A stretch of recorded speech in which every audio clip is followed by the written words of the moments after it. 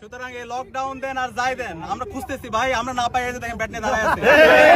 আমরা এই সন্ধ্যার পর থেকে খুঁজতেছি এই সন্ত্রাসী লীগ, খুনি হাসিনার লীগ, এরপর হলো হচ্ছে খুনি হাসিনার মানে যত লীগ আছে এই সব লীগরে খুঁজতেছি, এগুলার ওই যে অনলাইনে গুজব ছাড়া কোনো জায়গায় পাইতেছি না।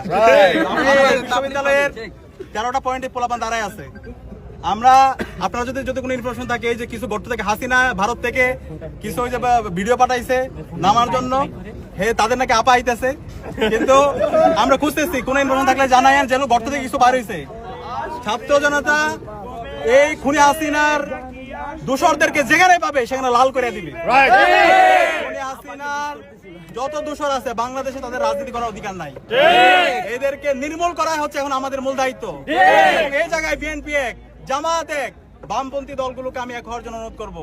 একই সাথে শিবির ছাত্র দল মাঠে আছে, কালকে সারাদিন আমাদের মাঠে থাকবো এবং আজকে সারা রাত আমরা মাঠে থাকবো ইনশাআল্লাহ। খুনি হাসিনার দোষরদেরকে যেখানে পাওয়া যাবে সেখানে প্রতিরোধ গড়ে তুলতে হবে, নির্মূল করতে হবে। বাংলাদেশে রাজনীতি করবে বাংলাদেশপন্থী যারা আছে তারাই। জুলাইয়ে যে গণহত্যা করছে, শিশু হত্যা করছে, গত 16 বছরে যারা গুম খুন আয়নাঘর করছে, এই খুনি হাসিনা এবং তার দোষর থেকে রাজনীতি করার কোনো অধিকার নাই। যেখানে পাওয়া যাবে সেখানে আমরা তাদেরকে গণপ্রতিরোধ করা হবে। এবং একই সাথে এটা বলতে চাই, এই খুনি হাসিনা এবং তার সকল দোষরদের বিচার এই স্বাধীন বাংলাদেশে হবে, ফাঁসি হবে, তার যত দোষর আছে প্রত্যেক দোষরের বিচার হবে। একই সাথে আমাদের বিশ্ববিদ্যালয়ে ফেসিবাদের দোষরগুলো এখনো বসে আছে, আমরা সাবধান করতে চাই, এই দোষরদেরকে যদি আমরা দেখতে পাই যেখানে পাওয়া যাবে তাদেরকে গণপ্রতিরোধ করা হবে।